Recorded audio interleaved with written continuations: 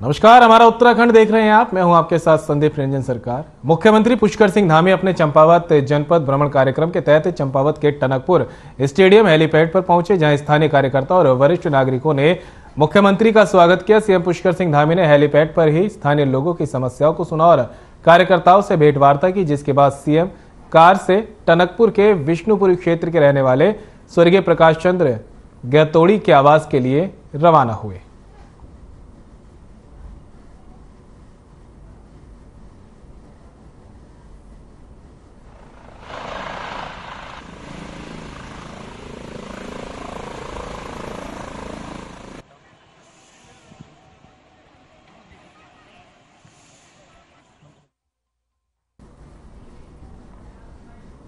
विश्व प्रसिद्ध यमुनोत्री धाम के लिए जल्द ही रोपवे शुरू होने जा रहा है। इसके लिए पीपीपी मोड पर सरकार ने प्राइवेट कंपनी के साथ अनुबंध कर लिया है। मामले पर जानकारी देते हुए पर्यटन मंत्री सतपाल महाराज ने बताया कि रोपवे का पीपीपी मोड पर अनुबंध हो गया है और जल्द ही इसका कार्य शुरू हो जाएगा। बता दें कि रोपवे बनने से 5.5 किलोमीटर का सफर 15 मिनट में तय हो जाएगा। इस रोपवे में 500 लोग एक बार में यमुनोत्री धाम पहुंच जाया करेंगे।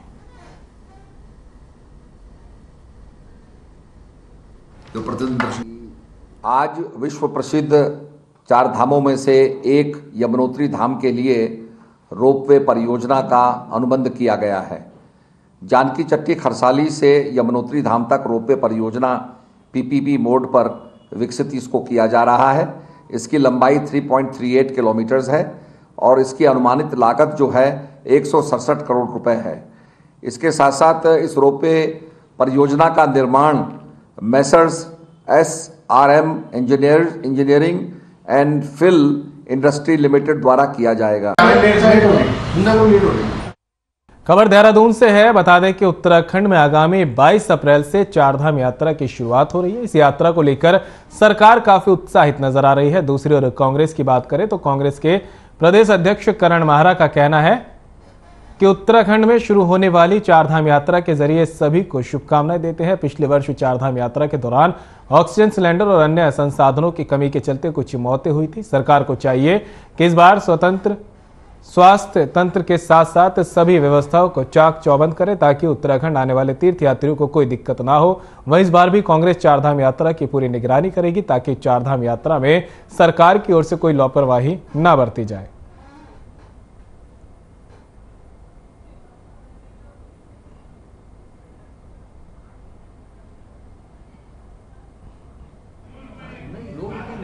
और अगर यात्रा सफल रहेगी तो निश्चित ही हमारी आर्थिकी सुधरेगी, हमारे यहाँ का जो चेहरा है वो पूरे दुनिया में अच्छा जाएगा।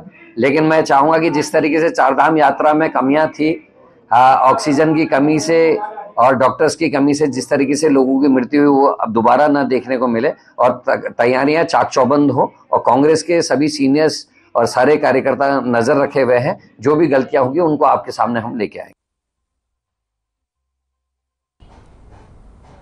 टिहरी में कांग्रेस कार्यकर्ताओं ने सरकार के खिलाफ प्रदर्शन किया और नई भर्ती घोटाले, पेपर लीक मामले, बेरोजगारों पर लाठीचार्ज, अंकिता भंडारी केस जैसे मुद्दों को लेकर सरकार के खिलाफ प्रदर्शन कर पुतला फूंका गया। इस दौरान यूथ कांग्रेस के जिलाध्यक्ष संदीप कुमार ने कहा कि कांग्रेस पार्टी भर्ती घोटालों की लगातार सीबीआई जांच की मांग कर रही है, लेकिन सरकार जांच कराने को तैयार नहीं। प्रदेश सरकार युवाओं को पुलिस की लाठी के बल से डराकर काम करा रही है, जिसके खिलाफ यूथ कांग्रेस बीजेपी सरकार के खिलाफ आवाज बुलंद करने का काम करती रहेगी।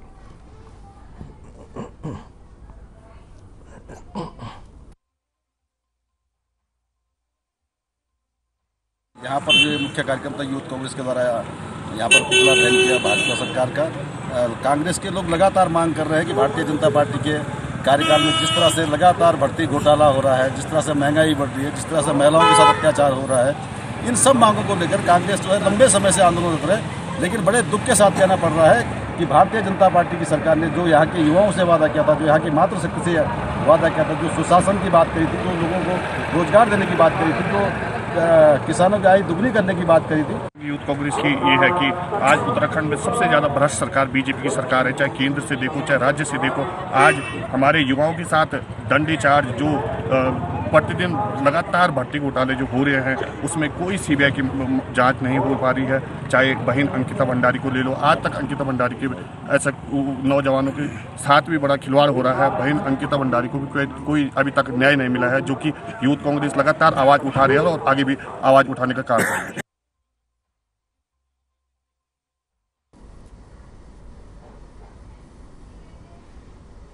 खबर देहरादून से है, जहां उत्तराखंड में किसानों को बड़ी राहत देने के लिए डेयरी विकास विभाग ने एक नई योजना प्रस्तावित की है। अब किसानों को उनके खेतों पर ही गेहूं की कटाई के साथ ही भूसा बेचने की सहूलियत मिलने जा रही है। इसके तहत न केवल पर्यावरण को प्रदूषित होने से बचाया जा सकेगा, बल्कि किसानों को भी खेतों में ही फसल पर अतिरिक्त लाभ भी दिया जा सकेगा। विभाग की तरफ से करीब 22 करोड़ रुपए की योजना का प्रस्ताव केंद्र को दिया गया है, जिसमें केंद्र की 90 और 10 के अनुपात में भूमिका होगी।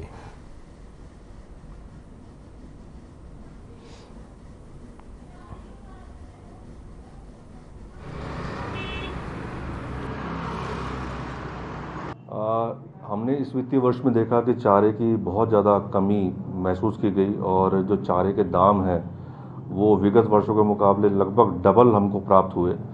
तो इसको देखते हुए हम लोगों ने एक स्कीम बनाई है, जो हम भारत सरकार में हमने प्रस्तुत की है, जिसमें हम लोग सीधा किसानों से जो है भूसा परचेस करेंगे। भूसा बनाने के लिए जो भी मशीनरीज होती हैं, जो इक्विपमेंट्स होते हैं, वो भारत सरकार से हम लोग 90-10 के रेशो में हम लोग प्राप्त करेंगे। और जो हमारी मिल्क कोऑपरेटिव सोसाइटी के सदस्य जो हैं, जो दूध का उत्पादन तो कर ही रहे हैं, साथ साथ जो है जो खेती भी करते हैं, जो गेहूं का उत्पादन भी करते हैं।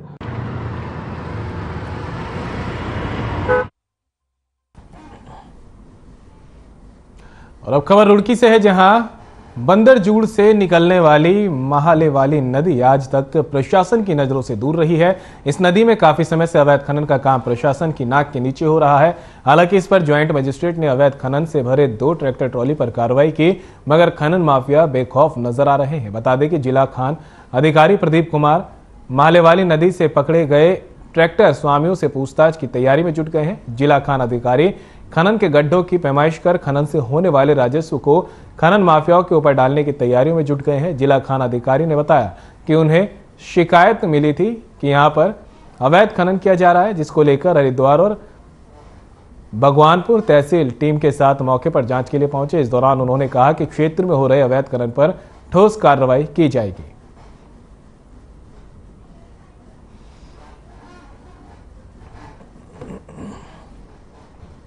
कोई शिकायत प्राप्त हुई थी कि इस क्षेत्र में अवैध खनन किया जा रहा है, जिसकी पुष्टि करने तो हम लोग तहसीलदार हरिद्वार भगवानपुर के साथ आगे जांच करेंगे। जगह जगह हमको गड्ढे पाए गए हैं, जितने भी गड्ढे पाए गए इन गड्ढे पे हम लोग उस ट्रैक्टर रात को पकड़े सब उन पे इंपोज करेंगे और साथ ही ये पता करेंगे मेटेरियल कहाँ जा रहा है और उस पर पूरे क्षेत्र पे जितनी भी अवैध खनियाँ सब पे कार्रवाई।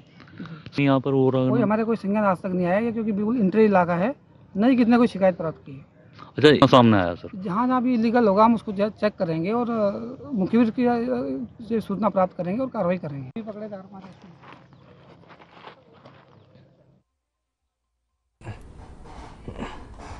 खबर विकासनगर के कुल्हाल यमुना नदी इलाके से है, जहां अवैध और प्रतिबंधित खनन सामग्री को लेकर छापेमारी की जा रही है, जिसमें कई वाहनों की जांच पड़ताल कर 6,07,000 रुपए की रकम चालान के रूप में वसूली गई। आपको बता दें कि कुल्हाल खनन पट्टे पर खनन विभाग, राजस्व विभाग और पुलिस विभाग की टीम ने संयुक्त रूप से छापेमारी की, जिसमें यमुना पार हिमाचल प्रदेश से लाए गए स्टोन क्रेशर ट्रैक्टर टैक्स बचाकर लाई गई प्रतिबंधित खनन सामग्री से भरे पाए गए। वहीं मौके पर मौजूद डंपर चालक पुलिस टीम को देखकर अपना वाहन छोड़कर भाग निकले, जिसके बाद वाहनों की जांच पड़ताल की गई, जिसमें अधिकतर वाहन में ओवरलोड और प्रतिबंधित खनन सामग्री, डस्ट और रोड़ी पाई गई। अवैध खनन के आरोप में अब आगे की कार्रवाई शुरू कर दी गई है और चालान काटकर 6,07,000 रुपए के जुर्माना वसूला गया है।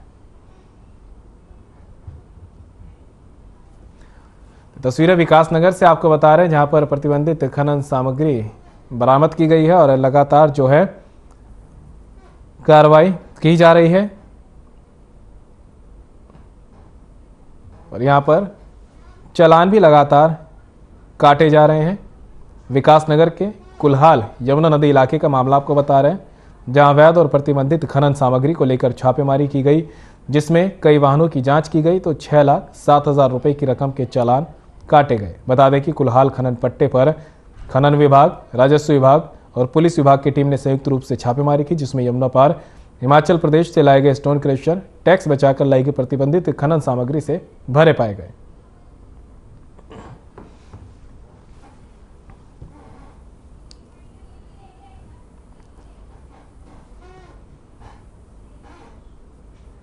नगर पंचायत दिनेशपुर के डॉक्टर श्यामा प्रसाद मुखर्जी सामुदायिक भवन में भारतीय जनता पार्टी के दिनेशपुर मंडल के कार्यकर्ताओं की एक बैठक का आयोजन किया गया है और बैठक में आगामी लोकसभा चुनाव और नगर पंचायत चुनाव में अभी से तैयारी की विशेष चर्चा की गई। इस दौरान क्षेत्रीय विधायक अरविंद पांडे ने कहा कि आगामी लोकसभा चुनाव में प्रधानमंत्री नरेंद्र मोदी का जीतना तय है।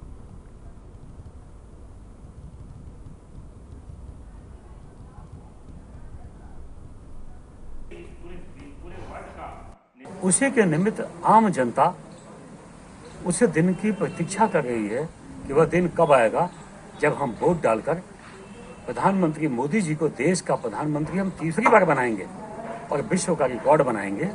इस नाते जनता तैयार बैठी है और 100% 2024 में भारतीय जनता पार्टी की सरकार बननी है। पूरे वर्ल्ड का नेता बना है, उसको आगे की जो रास्ता बनी है, जो थराली में बीजेपी मंडल अध्यक्ष देवाल उमेश मिश्रा की अध्यक्षता में देवाल बीजेपी की मंडल कार्य समिति का आयोजन किया गया, जिसमें थराली विधायक भूपाल राम टमटा ने बतौर मुख्य अतिथि शिरकत की। मंडल कार्य समिति की बैठक में मंडल कार्यकारिणी के सदस्यों, मंडल प्रभारी, विधायक प्रतिनिधि, सांसद प्रतिनिधि समेत महिला मोर्चा जिलाध्यक्ष डॉक्टर हिमानी वैष्णव और प्रदेश मंत्री भावना रावत और पार्टी कार्यकर्ताओं ने भाग लिया। नई कार्यकारिणी का स्वागत करने के साथ ही मिशन 2024 को लेकर सरल ऐप के माध्यम से कार्यकर्ताओं को संगठन से जोड़ने की बात कही गई, ताकि प्रत्येक कार्यकर्ता का डेटाबेस डिजिटली संगठन की हर इकाई से जुड़ सके। बैठक में संगठन को गांव-गांव तक मजबूत करने और आम लोगों को केंद्र की कल्याणकारी योजनाओं की जानकारी देने को लेकर विशेष चर्चा की गई।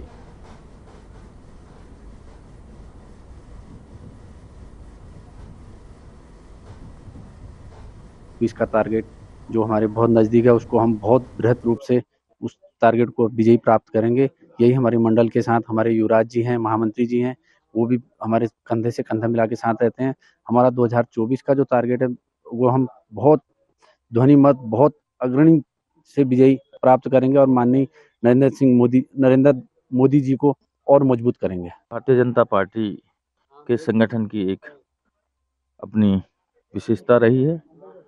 संगठन को और सरकार के कामों को आम जन तक कैसे ले जाना है, उस पर निश्चित रूप से चर्चा हुई है और भारतीय जनता पार्टी का एक एक कार्यकर्ता, देवाल का एक एक कार्यकर्ता सरकार की और संगठन की रीति नीति को समझते हुए अपने उत्तरदायित्व को समझता है।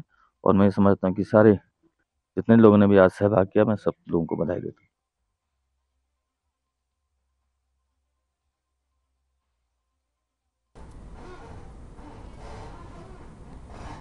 बीजेपी नेता लगातार प्रदेश सरकार द्वारा लागू किए गए नकल विरोधी कानून की जमकर तारीफ कर रहे हैं, जिसको लेकर एक और बीजेपी के प्रदेश स्तरीय नेता पत्रकार वार्ता का नकल विरोधी कानून को प्रदेश सरकार की सार्थक पहल बता रहे हैं। वहीं युवा बीजेपी भी रैली निकालकर प्रदेश की बीजेपी सरकार को युवा हितैषी बता रही है। इसी क्रम में आज बीजेपी के प्रदेश प्रवक्ता विनोद सुयाल ने पत्रकार वार्ता के दौरान केंद्र और प्रदेश सरकार की जमकर तारीफ की। पार्टी प्रवक्ता विनोद सुयाल ने कहा कि केंद्र और प्रदेश की बीजेपी सरकार के राज में हर वर्ग का ध्यान रखते हुए विकास किया जा रहा है। साथ ही उन्होंने बेरोजगार आंदोलन को लेकर कांग्रेस पर ठीकरा फोड़ते हुए कहा कि कांग्रेस अपने राजनीतिक लाभ के लिए युवाओं के कंधे पर बंदूक रखकर चला रही है। वहीं उन्होंने कहा कि नकल माफियाओं को सलाखों के पीछे भेजने और युवाओं को उनके हक की नौकरी देने के लिए प्रदेश सरकार ने नकल विरोधी कानून लागू किया, जिससे नकल माफियाओं पर अंकुश लगेगा और पारदर्शी तरीके से प्रतियोगी परीक्षाएं हो पाएंगी।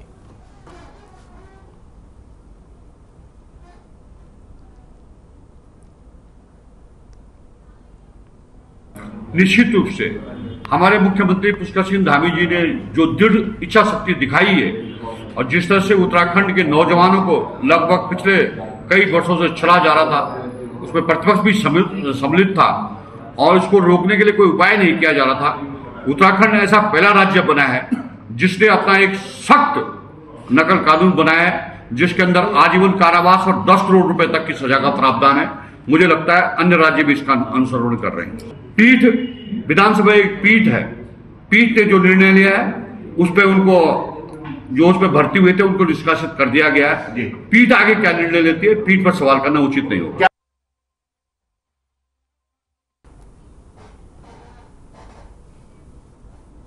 परिवहन विभाग का करोड़ रुपए का रोड टैक्स दबाए बैठे वाहन संचालकों के खिलाफ विभागीय अधिकारियों ने कार्रवाई शुरू कर दी है। आरटीओ इन्फोर्समेंट शैलेश तिवारी ने बताया कि जिन संचालकों ने अभी तक टैक्स जमा नहीं किया उनको चिन्हित कर नोटिस जारी कर दिए गए हैं। ऐसे वाहन संचालकों की संख्या 255 है। इसके अलावा देहरादून, हरिद्वार, विकासनगर, रुड़की, ऋषिकेश, टिहरी और उत्तरकाशी के दफ्तरों में 200 बड़े बकायेदारों की सूची भी चस्पा कर दी गई है। आगे कहा कि रोड टैक्स का बकाया जमा नहीं करने वाले वाहन संचालकों के खिलाफ विभागीय स्तर पर लगातार अभियान चलाया जा रहा है।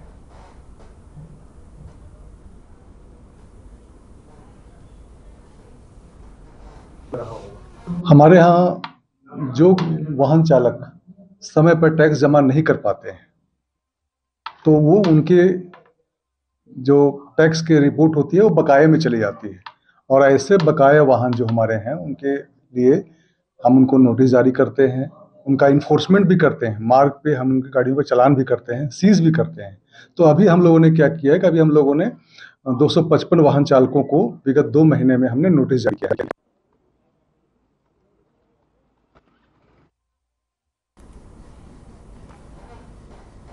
जसपुर में भारतीय डाकघर के अधीनस्थ ग्राम बढ़ियावाला में आउटसोर्सिंग पर रखे गए पोस्टमैन कर्मचारियों को लगभग 7 माह से मानदेय नहीं मिला है, जिससे नाराज कर्मचारियों ने कार्य बहिष्कार कर दिया। इसके चलते क्षेत्र में डाक वितरण संचालन पूरी तरह से ठप होता नजर आ रहा है। इसके चलते आजीवन दिनचर्या में महत्वपूर्ण कार्यों में काफी दिक्कतों का सामना करना पड़ रहा है। जब अपनी शिकायत जसपुर डाकघर प्रभारी से की तो प्रभारी अधिकारी ने समस्या का निस्तारण नहीं किया और सीधे नैनीताल एसएसपी डॉक्टर विभाग कार्यालय में शिकायत करने की बात कही। साथ ही उपभोक्ताओं को सीधे बात न कर कार्यालय से बाहर निकाल दिया गया। मैंने अपनी शिकायत दर्ज दी की, और जो मैं 2014 से पहले जसपुर में था सर, और अब जो है बड़े वाले मुझे 4-5 साल हो गए, और सर मैं यहीं काम करता हूँ। 6 महीने से मुझे वेतन नहीं मिला है सर। मेरे पास करीब 30 गांव यहाँ है सर। 11 गांव इधर है डाम में, और जो कि वन इंटरजेट एरिया है सर, और करीब और जो है 20 गांव मेरे पास मेघा वाले से सट के भगवतपुर आधा, और इधर से हजीरो, और ये क्षेत्र।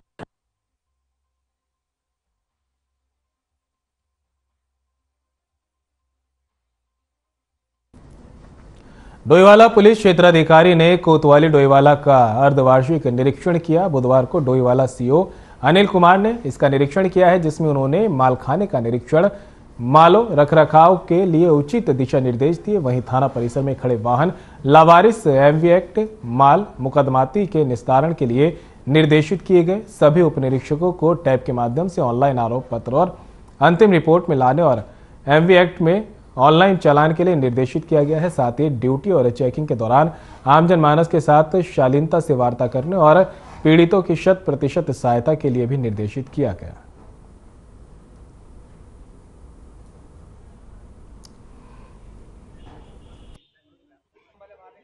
मेरे द्वारा कोतवाली डोईवाला का निरीक्षण किया गया, जिसमें यहाँ का जो शस्त्र, रजिस्टर और अन्य सामान, माल इत्यादि जो भी थाने में सरकारी संपत्ति है उसके जांच पड़ताल की जाती है। उसके रखरखाव को उसका स्टैंडर्ड चेक किया जाता है और उसकी अपडेट चेक की जाती है।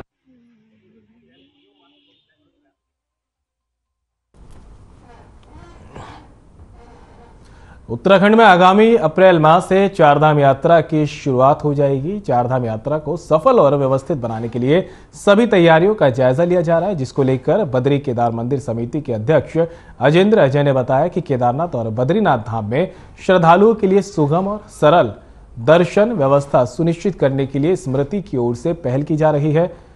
इसी के तहत बद्रीनाथ केदारनाथ मंदिर समिति ने देश के 4 प्रमुख मंदिरों में अध्ययन दल भेजा है। तिरुपति बालाजी, वैष्णो देवी, महाकाल और सोमनाथ की अलग अलग व्यवस्थाओं का अध्ययन कर लौटे दलों ने बद्री केदार मंदिर समिति के कार्यालय में अपना ब्यौरा रखा है। कि पिछले 2 वर्षों में जब कोविड का काल रहा तो उस समय में जो हमारी यात्रा चली रही थी और श्रद्धालु पर्यटक तीर्थयात्री बहुत कम संख्या में प्रदेश में आए थे। तो उस दौरान में मंदिर समिति की आय भी बहुत कम रही और किसी तरीके से कर्मचारियों के वेतन देने लायक ही आर्थिक स्थिति हमारी थी। तो उस दौरान में जो धर्मशालाएं थी, हमारे जो गेस्ट हाउस थे, उनमें किसी प्रकार के कोई मरम्मत के कार्य नहीं हुए थे। उससे पूर्व में भी कुछ वर्षों से उनमें मरम्मत के किसी प्रकार के कोई कार्य नहीं हुए थे। लेकिन जब से मैं अध्यक्ष का पद मैंने ग्रहण किया, उसके पश्चात से मैंने जो हमारी जितनी भी धर्मशालाएं हैं उनके जीर्णोद्धार के लिए, उनके उच्चीकरण के लिए निरंतर हमने प्रयास किए।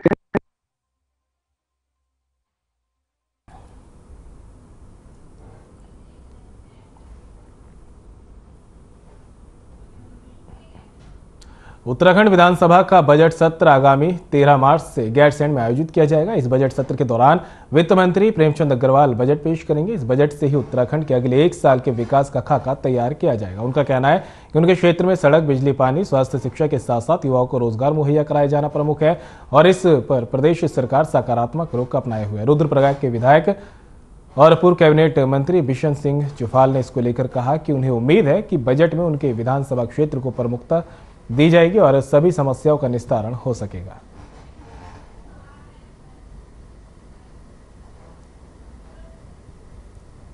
में जो सबसे ज्वलंत मुद्दा पर्वतीय जिलों में है वो है प्रधानमंत्री ग्राम सड़क योजना के अंतर्गत जो सड़कें बनी थी और जिनको 5 साल से लेकर 10 साल तक का समय हो चुका है, उनकी स्थिति काफ़ी जर्जर है। तो वो एक नीतिगत प्रश्न है कि उनको क्योंकि वो प्रधानमंत्री ग्राम सड़क योजना का जो फेज़ 2 है वो वाइंड अप हो चुका है और वो सड़कें पीडब्ल्यूडी को हस्तांतरित हो गई हैं। तो हमारी कोशिश रहेगी कि सरकार 1 टाइम पैकेज दे करके उन सड़कों का बजट सत्र है। बजट सत्र साल भर का लेखा जोखा है। तो उस बजट सत्र में सबसे पहले तो अपने क्षेत्र के है, पूरे क्षेत्र में जो हमारी समस्या है, हम तो है स्वरोजगार से लोगों को आत्मनिर्भर बने, जो भारत सरकार की प्रधानमंत्री नरेंद्र मोदी जी की योजना है, उस पर सबसे ज़्यादा मेरे क्षेत्र में रोजगार की ओर अपार संभावना है लोगों को रोजगार। तो उस पर हमें एक मुद्दे रहेंगे। उसके अलावा जो हमारे सड़कें गांव-गांव तक पहुँचे। अप्रैल के तीसरे सप्ताह से चारधाम यात्रा की शुरुआत हो रही है, जिसके लिए सरकार ने पंजीकरण शुरू कर दिया है। पंजीकरण के पहले दिन 30,000 से ज्यादा श्रद्धालु पंजीकरण करवा चुके हैं। ऐसे में चारधाम के होटल एसोसिएशन ने पंजीकरण व्यवस्था का विरोध करना शुरू कर दिया है। एसोसिएशन का कहना है कि इस व्यवस्था से उनके होटलों की बुकिंग कैंसिल हो रही है और उनके व्यापार को नुकसान पहुंचने लगा है। उन्होंने कहा कि यदि सरकार इस पंजीकरण व्यवस्था को समाप्त नहीं करती तो वे सड़कों पर आकर इसका विरोध करेंगे।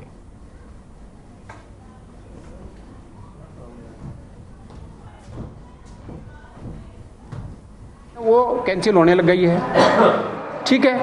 और उसका जो है होटल एसोसिएशन पे नहीं, चारधाम के जन घोड़ा, खच्चर, डंडी, कंडी, मजदूर तबके के जितने भी गरीब लोग हैं, सब पे असर पड़ा।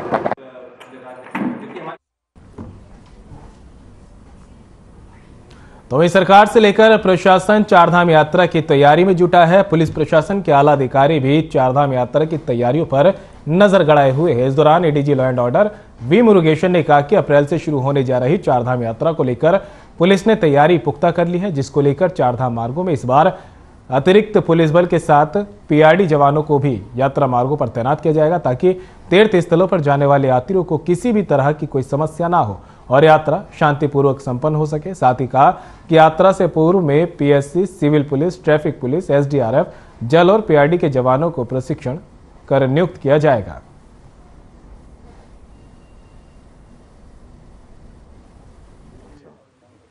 इस बार भी हमने पहले से माननीय मुख्यमंत्री जी ने कल मीटिंग भी कराया और हमारी रेंज लेवल पे भी मीटिंगें हुई है। हाँ, रेंज लेवल पे भी मीटिंग हुई है। तो हमारी तैयारी अब शुरू हो गया है, क्योंकि 24 अप्रैल के बाद से यात्रा शुरू होगा। करीब 6 कंपनी पीएससी और भी civil police, traffic police, SDRF और जल पुलिस भी हम नियुक्त होंगे और उनको इस बार हम कोशिश करेंगे कि अच्छे से उसके ट्रेनिंग हो और पीआरडी के जवान को भी अभी ट्रेनिंग देके इस पे नियुक्त करेंगे। फिलहाल बुलेटिन में इतना ही, मुझे दीजिए।